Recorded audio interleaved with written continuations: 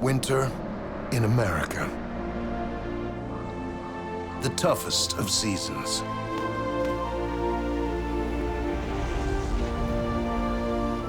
The land is devoid of food.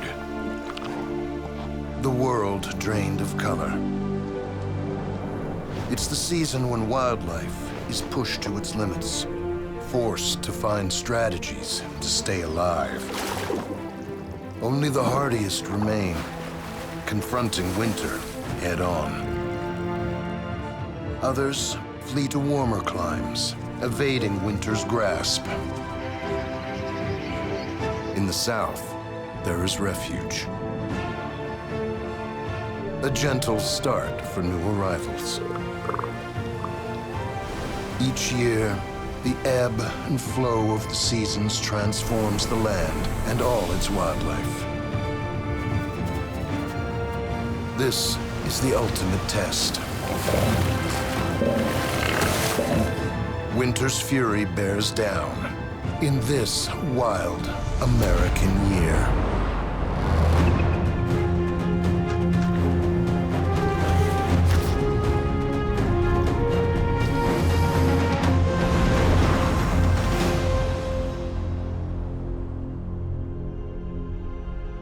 The December solstice.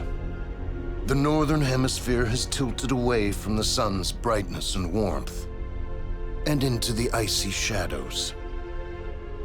The days are brief and the nights long.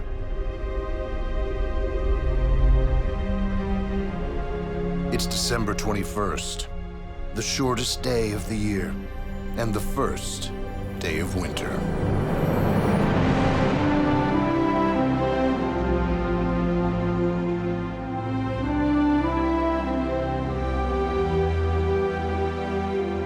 No state experiences winter quite like Alaska.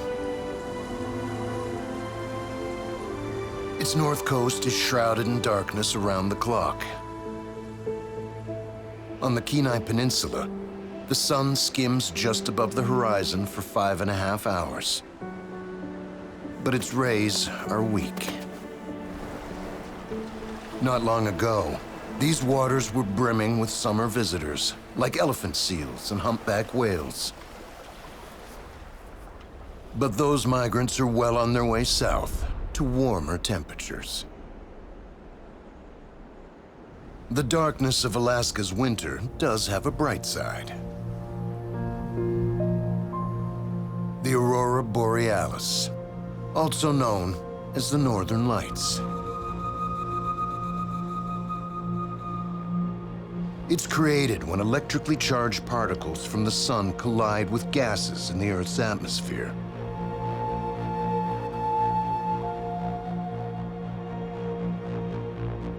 The phenomena occurs year-round,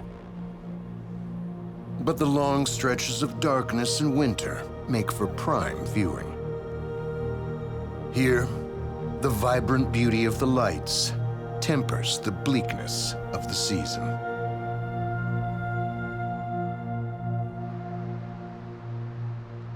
In a country as vast as America, winter is a study in contrasts.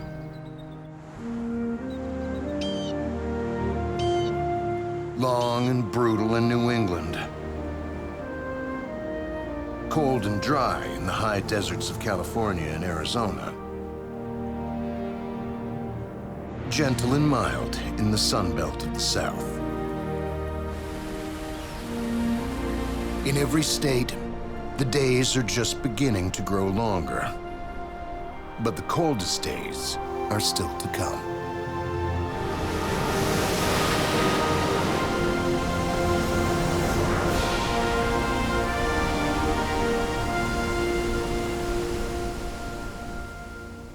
Early January brings a fresh coating of snow to the Upper Peninsula of Michigan. And plenty of it. It's lake effect snow, whipped up by moisture from the open waters of Lake Superior to the north and Lake Michigan to the south. More than 1.5 meters can fall in January alone, making the region one of the heaviest snowbelts in the nation. It takes a special breed of animal to handle a Michigan winter. This river otter is up to her eyeballs in personal maintenance.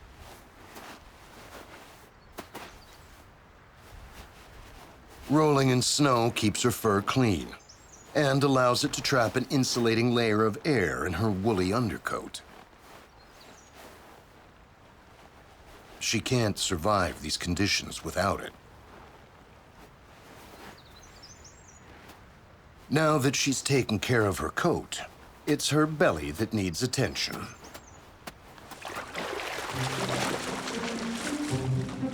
The hungry otter relies on this stretch of open water for her winter pantry.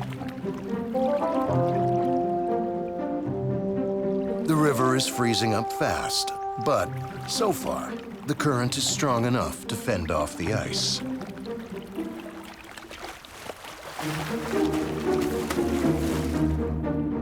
She hunts the frigid waters, protected by her outer coat of waterproof fur. She hits pay dirt, a school of small fish, sluggish from the cold.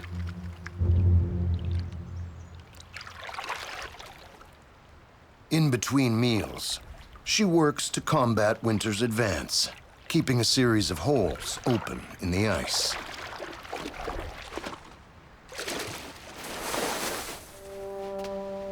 If they close over, she could lose her access to the fish and starve. Worse, she could find herself without an easy exit and become trapped under the ice.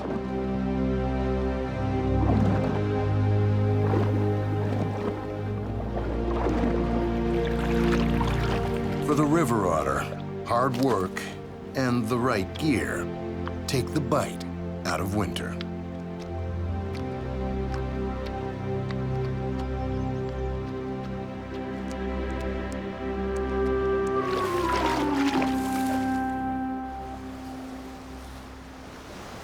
Winter's bite is more like a gentle nibble along the California coast. There's no threat of water freezing over here. It's just 13 degrees. And that's beach weather for northern elephant seals. They've escaped from Alaska, nearly 5,000 kilometers away. The relative warmth of California draws them to Año Nuevo State Reserve, south of San Francisco. It's an annual event that kicks off every December. Birthing and breeding.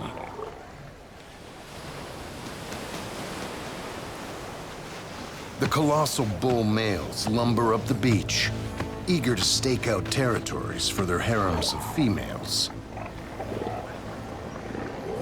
One stands out from the crowd.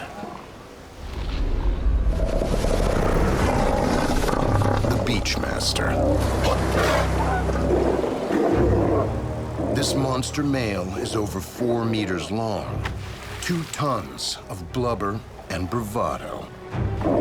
Less dominant males give him a wide berth. And if they don't,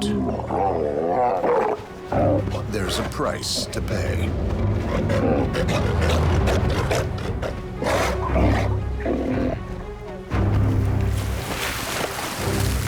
This is what they're fighting for. Heavily pregnant females arriving to give birth. Soon after their pups are born, they'll be ready to mate again. With the Beachmaster, if he gets his way. In no time, he gathers a harem of 25 females, the largest on the beach. But defending it takes its toll. He's losing more than 5 kilograms a day, and he can't afford any shut-eye. Nothing can turn his obsessive gaze away from his females. A subdominant male lurks on the fringes, waiting to steal an opportunity with his harem. Only the highest-ranking bulls get a chance to mate in their lifetime. But this usurper is determined to cheat the odds. While the Beachmaster's busy, the insubordinate male makes his move. But the female has no intention of mating with an inferior suitor. She sounds the alarm.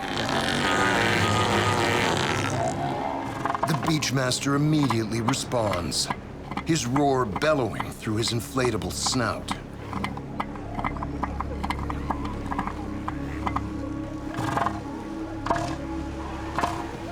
The trespasser needs no second warning. He's had an earlier run-in with the Beachmaster and wisely retreats before it gets physical.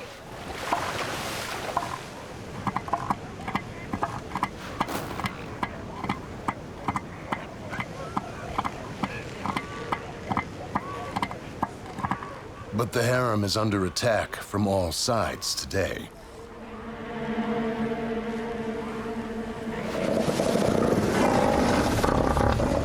At the high tide line, another contender. And this massive bull won't be so easy to intimidate.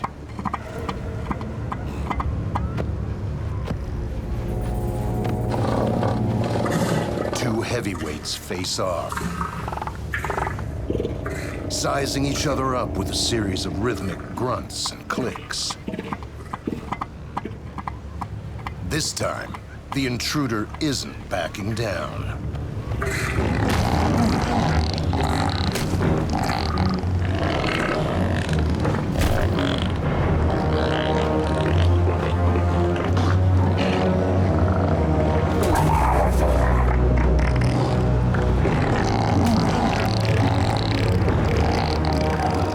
It's a grueling match, but neither is ready to throw in the towel. The stakes are too high. Winner takes all. The harem of 25 females.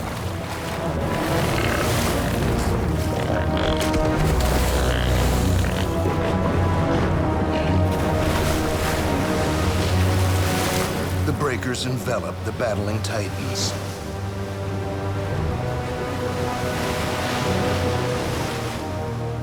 The Beachmaster emerges victorious.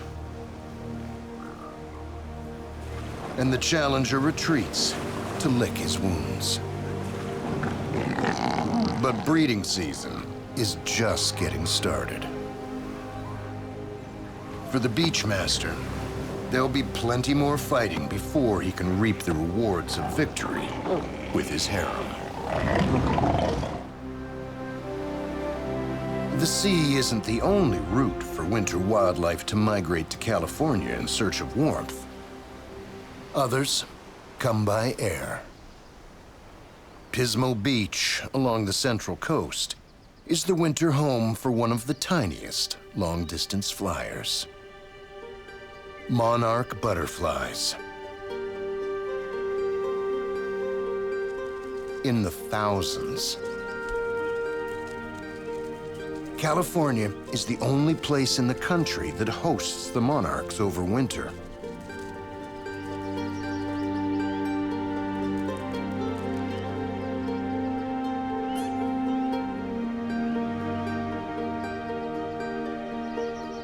This grove of eucalyptus trees is butterfly bliss.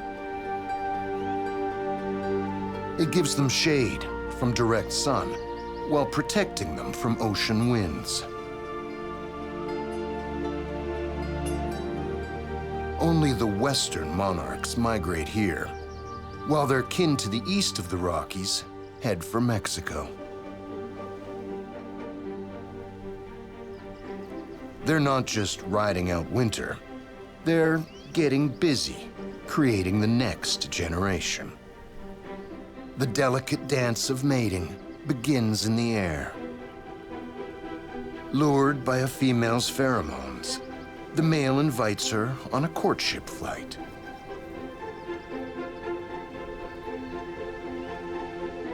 The butterfly ballet lasts until she tires enough that they tumble to the ground. Joined end to end, he transfers not just sperm, but also nutrients to nourish both her and the fertilized eggs.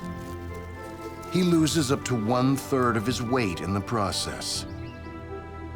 The ultimate sacrifice is this will be his dying act. She'll soon leave California behind, along with the other females, never to return. Next autumn, her great-great-grandchildren will migrate back to this same grove when the Queen of Butterflies returns to inhabit her warm winter throne once more.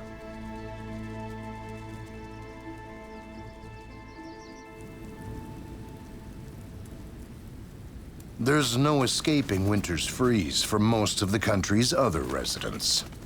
By January, up to 70% of the nation is cloaked in snow, glittering in frozen beauty. Layer upon layer of unique, exquisite ice crystals reflect all the visible colors of sunlight, making snow appear colorless or white. For now, the North sleeps under this brilliant blanket. 20,000 years ago, much of North America resembled winter year-round, locked under the frigid cover of the Ice Age. But one isolated pocket of the Midwest dodged the bulldozing power of the ice sheet as it advanced south. It's called the driftless area, named because it lacks glacial drift, the sediment deposited by retreating ice sheets. But in these times, snow drifts across the area 5 months of the year. The rugged landscape of cold water rivers and oak forests is a hotspot for wildlife, even in winter.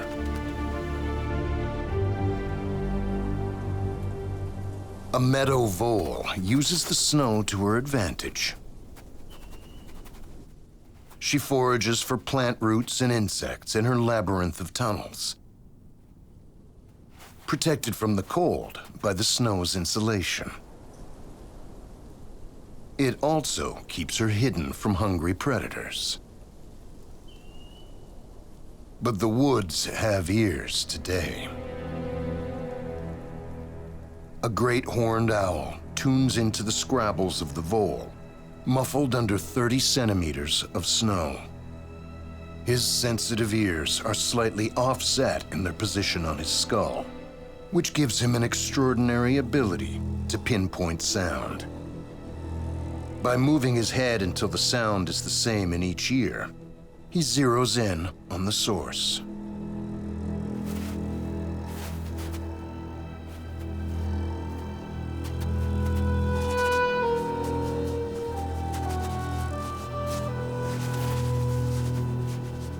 It's worth a shot. Silently, he swoops in for the kill, the sound of his flight absorbed by special fringed feathers on his wings.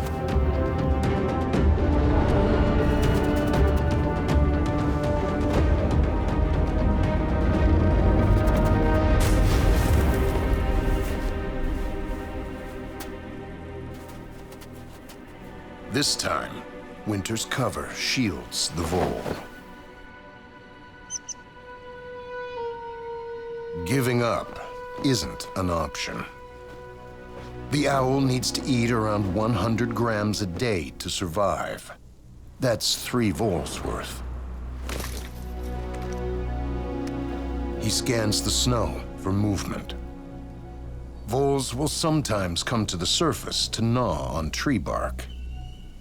And the owl sees almost as well as he hears. He can't move his eyes, but he can swivel his head 270 degrees in either direction.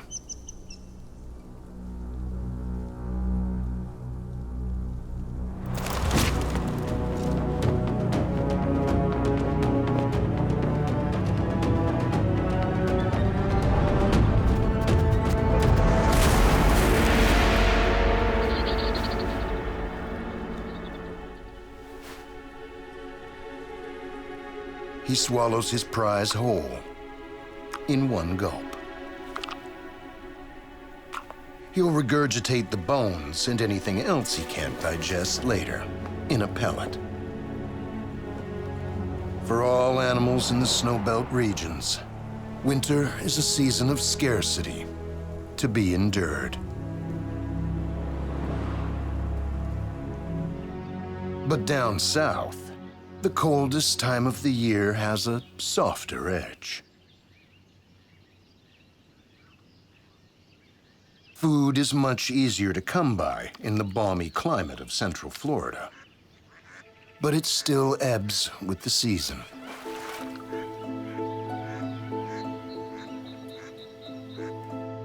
It's a late January morning in Ocala National Forest. A hungry white-tailed deer ventures out of the woods. There are no more fall acorns to be found, and the tree's spring buds won't be out for months. She joins other does grazing on a strip of grass along the Ocklawaha River. But hunger is not the deer's only distraction. The shorter days trigger the start of the breeding season. Many of these does are about to go into heat.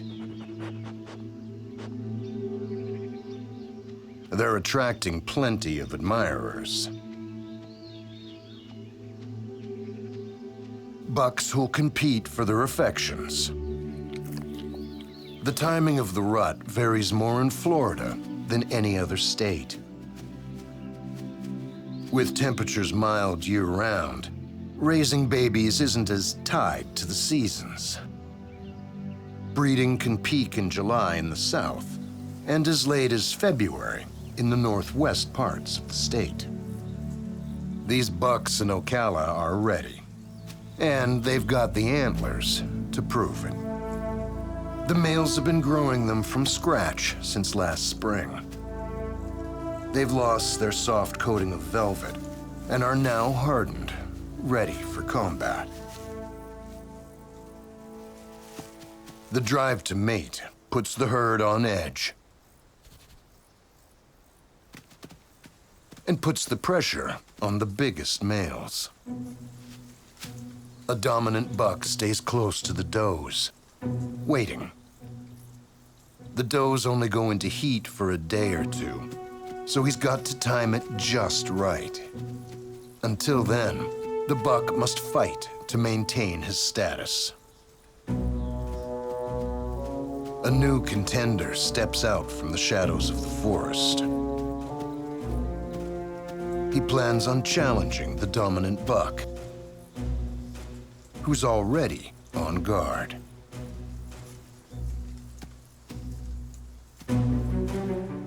The contender slowly moves in on his rival,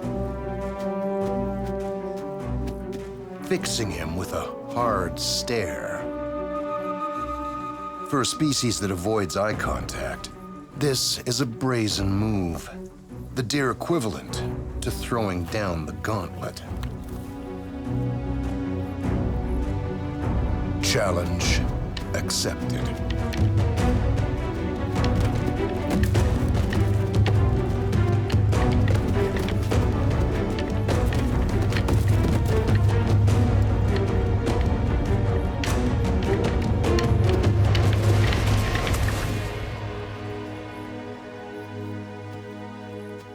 The fight is over.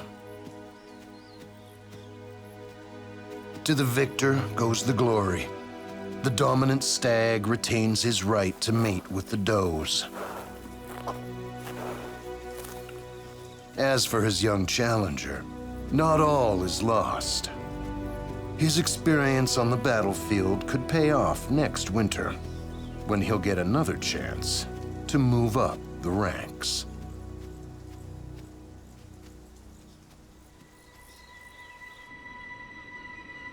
By February, the temperature's on the upswing in Florida, on land and sea.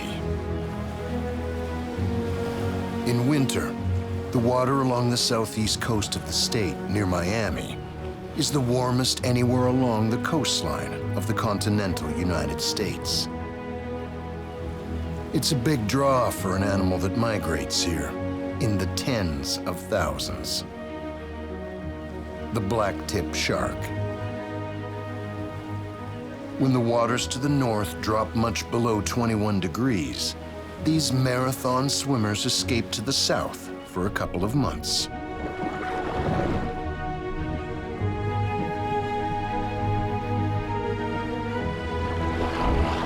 Schools of the sharks descend on Florida every winter, some traveling from as far away as the New England coastline. It's the largest migration of black-tip sharks in the western Atlantic.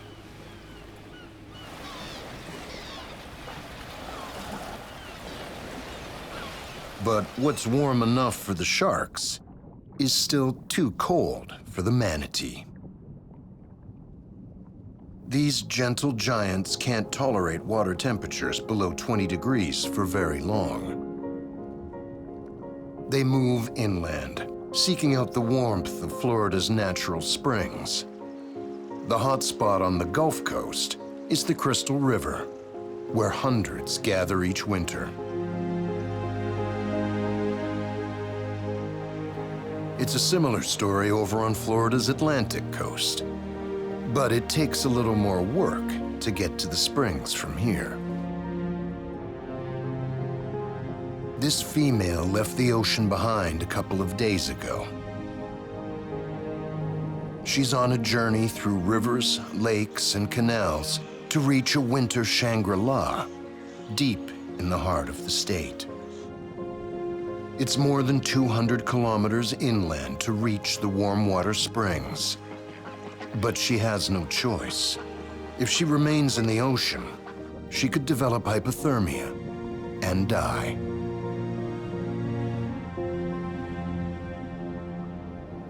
At around 500 kilograms, she's no lightweight.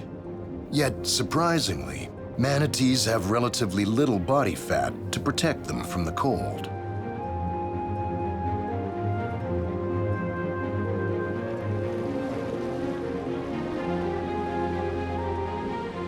On the third morning of her journey, she reaches her destination. Silver Springs State Park. It has a mystical beauty in winter.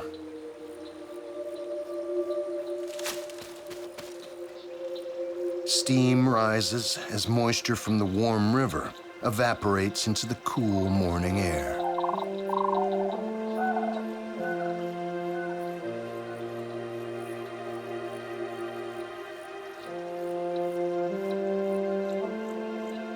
Millions of liters of pristine water from the springs feed into the Silver River every day. Best of all, the water is a constant 22 degrees. Perfect to fend off the chill for this weary winter nomad.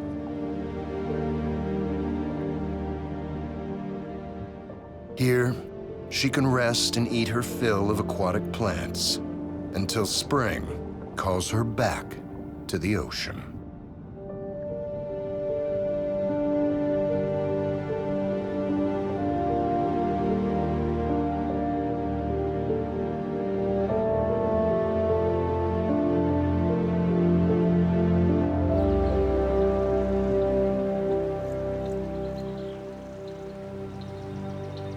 Even balmy Florida can't compete with a truly tropical winter. In the far west of the nation, the water's still hovering around 24 degrees. Hawaii's ocean temperature varies as little as 3 degrees throughout the year.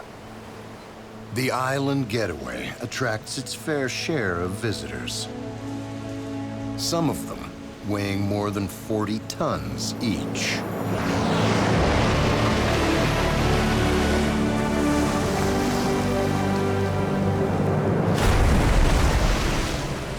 February is peak arrival for the humpback whales, that have traveled almost 5,000 kilometers from their feeding grounds in Alaska. Tens of thousands come to these shallow, warm waters. Hawaii is the only state in the nation where these gargantuan globetrotters mate, calve, and nurse their young. During breeding season, the ocean resonates with the songs of the male humpbacks, which can be heard nearly 160 kilometers away. Their sea serenades could attract mates or establish territories. Complex songs can last for hours. The songs will wind down with the season. By spring, the last of the humpbacks will depart on the long journey back north. There are many animals with the means to migrate away from winter, and yet they choose to stay. Ravens tough it out, no matter the latitude nor how cold the weather. This all-season survivor is one of the most widespread birds in the world. Living everywhere from deserts to grasslands to the mountains. By the middle of February, the Cascade Mountain Range in Washington State has been cloaked in snow for 3 months. The peaks intercept winter storms sweeping in from the Pacific Ocean, which dump more than 5 meters of snow here every year. Winter is a challenging time for this resident male and his mate. The fair weather offerings of berries, nuts, and insects are long gone. But there's something new in the wind today. Down the valley, some magpies have stumbled onto an unexpected feast. The remains of a recent kill, likely dragged here by a cougar. These smaller relatives of the raven have a good sense of smell and are often the first to find carcasses. But with their noisy chatter, there's no keeping this secret for long.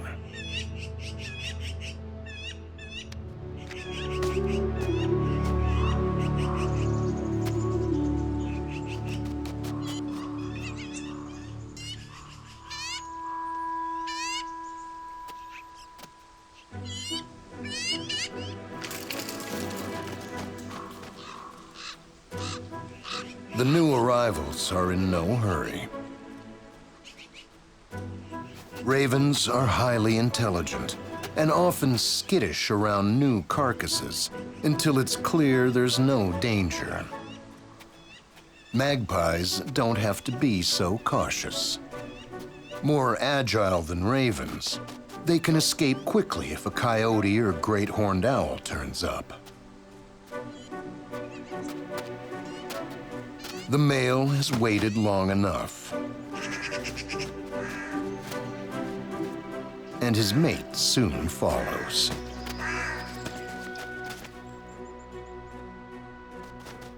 They're still nervous and prefer to dine in the trees. But with a meal this big, there's plenty of time for a turn at the table.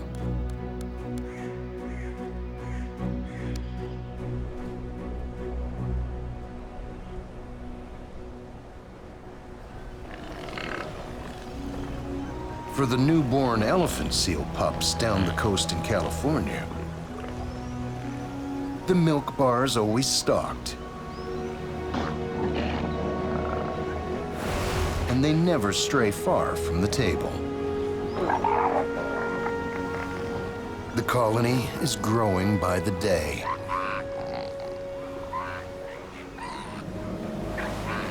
The beachmaster, still jealously guarding his large harem, hasn't eaten for weeks.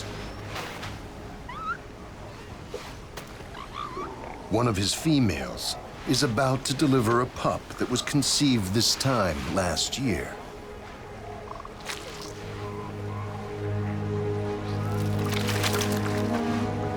It's a male.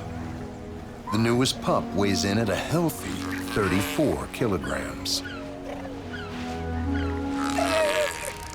The mother turns to bond with her pup, and in doing so, they take in each other's scent. They also call to each other to learn each other's voice should they become separated on the crowded beach. But he must begin to feed almost immediately. If the new pup is going to survive, he'll need to quadruple his weight. And he has just 1 month to do it before she leaves. He gets his first meal, dining on one of the richest milks in the mammal world, 55% fat.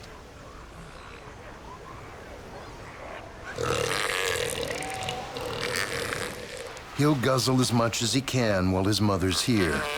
In a month, she'll return to northern waters to feed, and he'll have to learn to fend for himself. But before she departs, there's the next generation to consider. Females are ready to mate about 24 days after giving birth. The Beachmaster's patience is running out. After 10 weeks of defending his harem, he's more agitated than ever.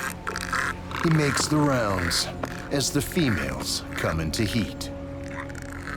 The 2-ton suitor is so single-minded in his desire to mate, he can accidentally crush any pups caught in the path of his lumbering advances.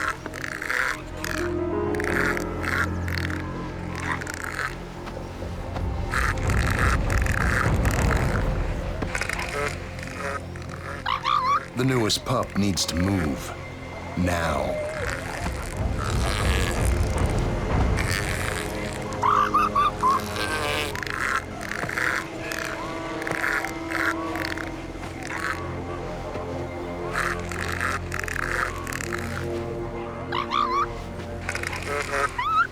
There's no collateral damage from the Beachmaster's latest assault.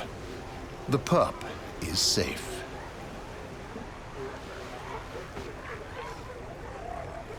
But there's little sanctuary on the beach. By early afternoon, a fierce wind rolls in off the Pacific. High tide surges up the beach, powered by a winter storm off the coast. The menacing waves plow into the beachside nursery, snatching pups from their mother's side. The surf claws at the pups as they struggle back.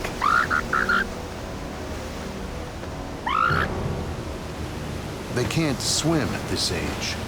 Those swept out to sea won't survive.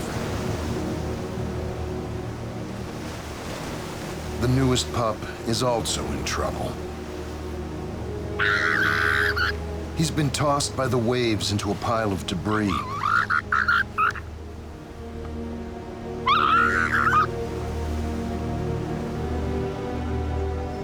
His mother stays close, but there's little she can do. He's too exhausted to move to higher ground. One huge wave could spell disaster for the pup.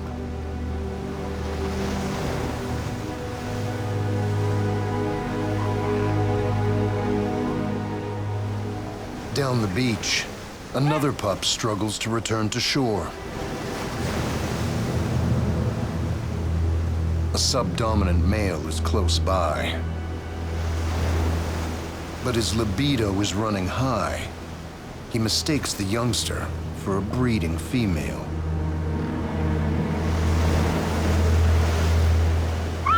A final indignity for the drowning pup.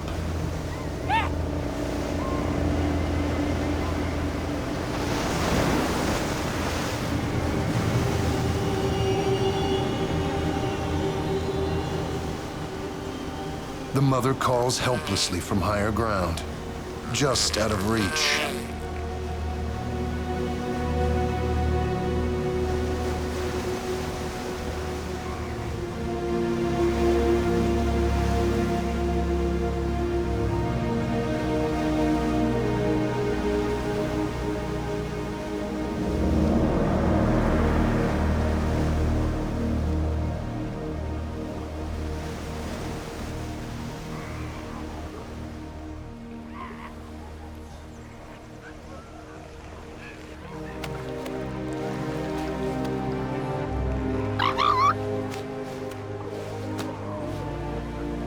As the storm surge recedes, some of the pups reunite with their mothers.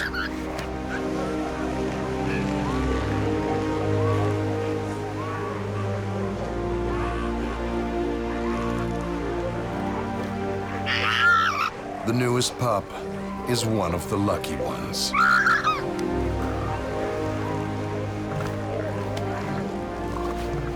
He manages to untangle himself and get back to his mother's side.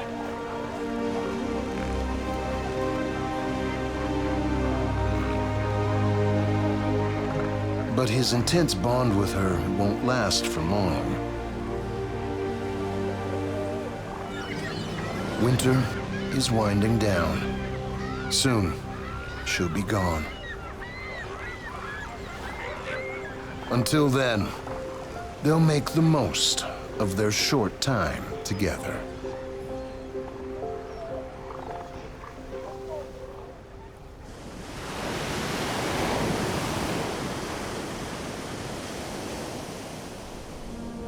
It's early March, but winter is still going strong in Yellowstone.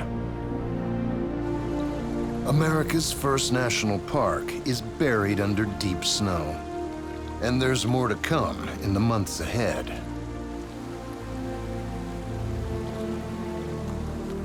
But this winter wonderland has a warm heart. Below Yellowstone lies a restless volcano. As rain and groundwater seep through the earth, the furnace below sends scalding liquid back to the surface as hot springs, geysers, and boiling hot mud pots.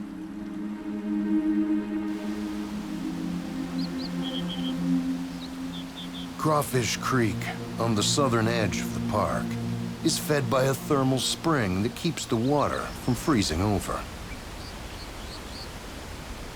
The hotspot is home to a pair of American dippers, North America's only aquatic songbird. Open water is critical for their survival during Yellowstone's brutal winter.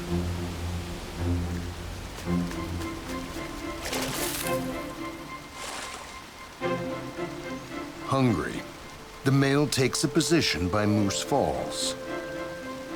He scans the riverbed.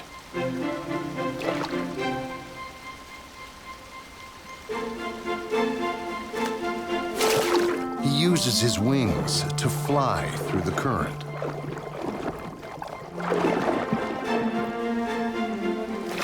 His favorite technique is called the wade plunge, peeking underwater until he finds prey.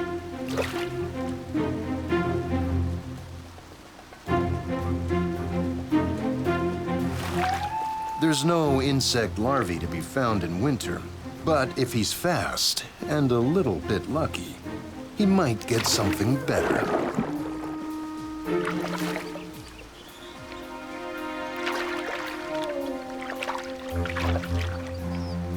A good smack subdues the fish before it's sent down the hatch whole.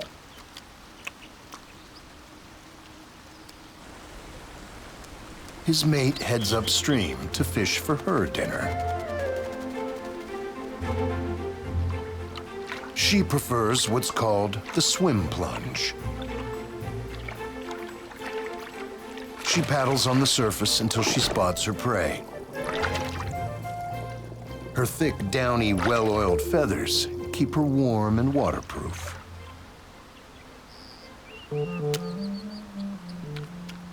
The male ends the feast on a high note, in a song that carries above the roar of the water.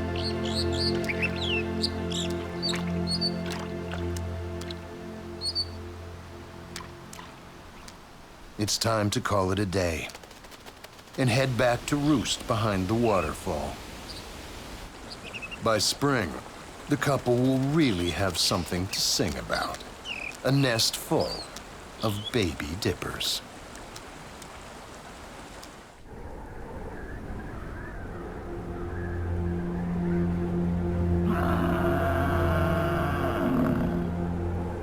Deeper into the park, A mid-March snowfall stops a bachelor band of bison in its tracks.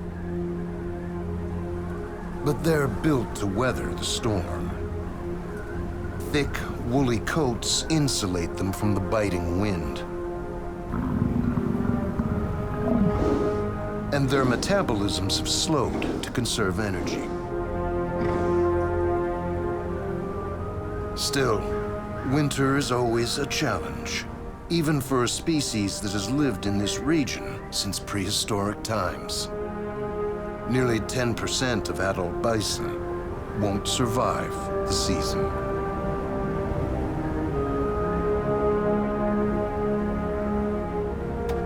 At this time of year, finding grass under the deep snow takes a lot of work.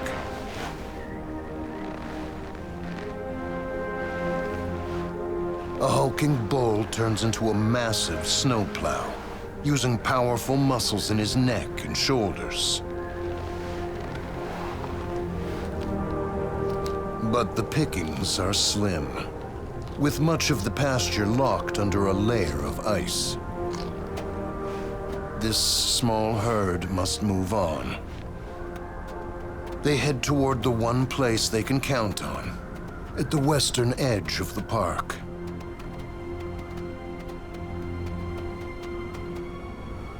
The grass may not be greener on the other side, but at least it's not buried. This is one of Yellowstone's geothermal areas, where the bubbling cauldrons of hot water keep snow from accumulating.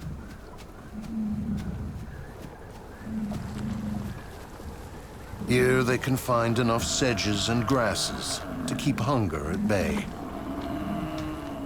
But they'll have to watch their step. The thin crust around the hot springs is deceptively fragile. And an unexpected dip can be a bison's last bath.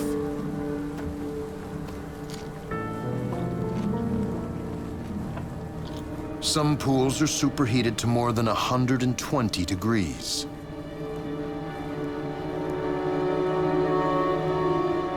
Others are full of corrosive acid that will dissolve any accidental bathers in mere hours.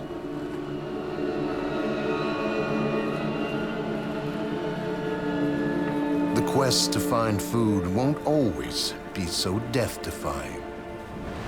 As warmer weather thaws out Yellowstone, they'll soon migrate to join the main herd on higher ground, lured by the promise of spring's fresh grass.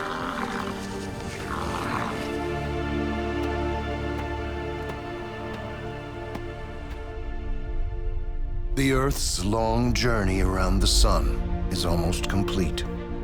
Winter will soon be vanquished as the darkest season gives way to spring.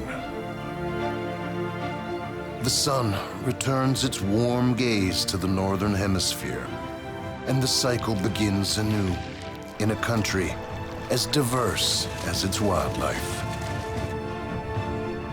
And as the seasons change, so will the animals, synchronizing their lives to Earth's perpetual journey around the sun.